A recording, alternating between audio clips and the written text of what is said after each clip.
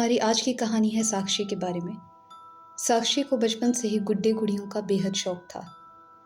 21 साल की उम्र में भी उसके पास में गुड्डे गुड़ियों का एक बेहद खूबसूरत कलेक्शन था, जिसमें स्टफ़ टॉयज से लेके वेंट्रिकलिस्ट डॉल्स तक थीं। वेंट्रिकलिस्ट डॉल्स यानी कि ऐसी कठपुतलियाँ जिन्हें आप अपनी आवाज़ दे सकते हैं। एडगर बर्जर एक मशहूर वेंट्रिकलिस्ट जिन्हें वह अपनी इंस्पिरेशन माना करती थी, उन्हीं को ध्यान में रख वह अपने रूम में अपनी लकड़ी की बनी डॉल के साथ रोज़ प्रैक्टिस करती। अपनी इस हॉबी को लेकर वह ज़्यादा लोगों से बातचीत करना पसंद नहीं करती थी। शर्मीला स्वभाव और साथ ही में एक इंट्रोवर्ट होने के कारण वो अपनी इस खूबी के बारे में किसी और को न बताती। घर में सिर्फ उसके माता पिता और उसके कुछ भाई बहन ही इन चीज़ों के बारे में जानते थे।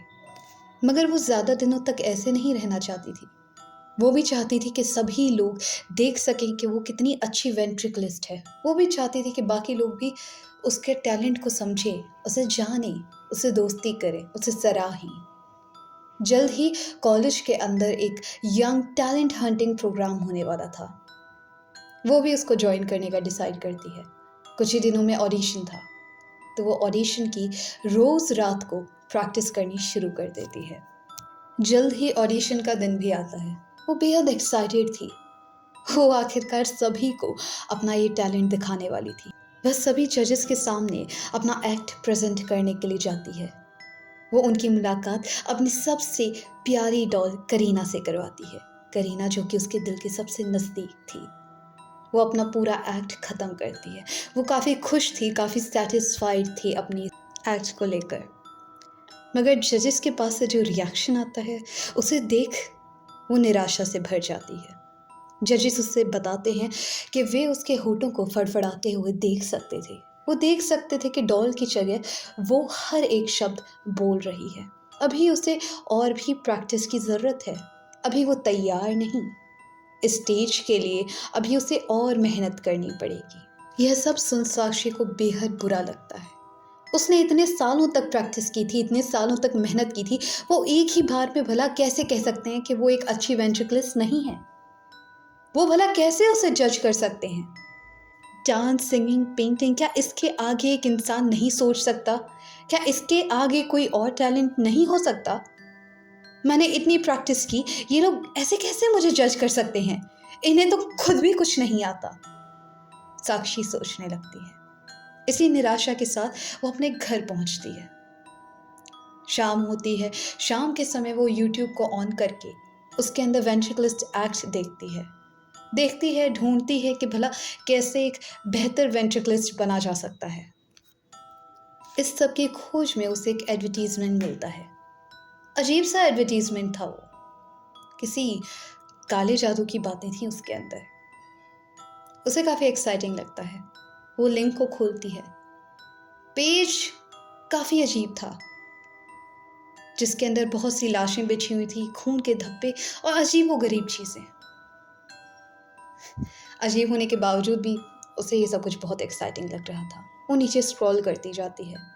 एन्चेंटमेंट्स लिखे थे उसमें, अलग अलग तरीके के, जिनमें से एक स्पेल उसे काफ़ी आकर्षित करता है।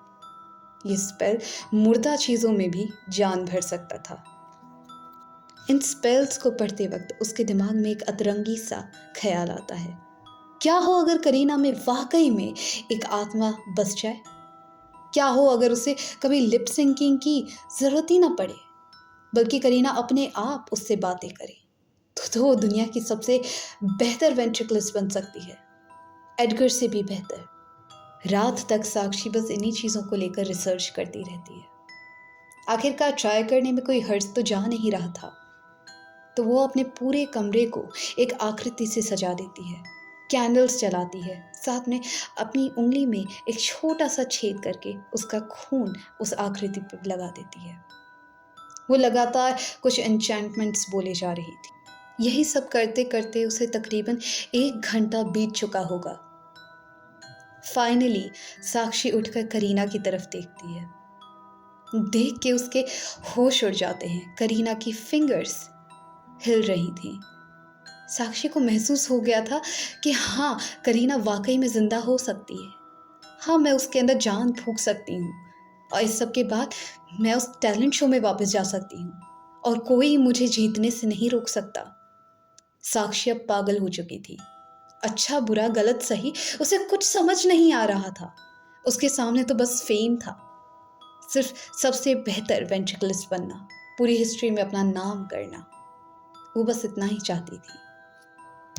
करीना के अंदर पूरी तरीके से जान फूंकने के लिए साक्षी वापस उसी फर्श पर बैठ जाती है और उन एन्चेंटमेंट्स को लगातार दोहराती रहती है।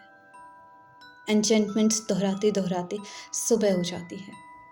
साक्षी को कॉलेज के लिए निकलना था, मगर वो तो अपने रूम से तक नहीं निकली। साक्षी को नींद से उठाने के लिए और कॉलेज भेजने के लिए उसकी माँ उसके रूम में जाती हैं। रूम का दरवाज़ा खोलते ही उनकी जोरों से एक चीख निकल जाती है। सामने साक्षी की लाश पड़ी थी। कोई जान नहीं बची थी उसमें, बस एक मांस का लोथड़ा पड़ा था। लग रहा था मानो किसी ने उसकी खाल उसके शरीर से अलग कर दी हो, खींच दी हो। इस सब के बीच साक्षी की डॉल करीना एक छोटी सी कुर्सी पर बैठी हुई थी। उसके हाथ में एक क्रेयॉन का टुकड़ा था और पास ही में लिखा था, माँ ये मैं हूँ। आज की कहानी बस इतनी ही। मिलते हैं अगली कहानी के साथ, तब तक अपना ध्यान रखिएगा।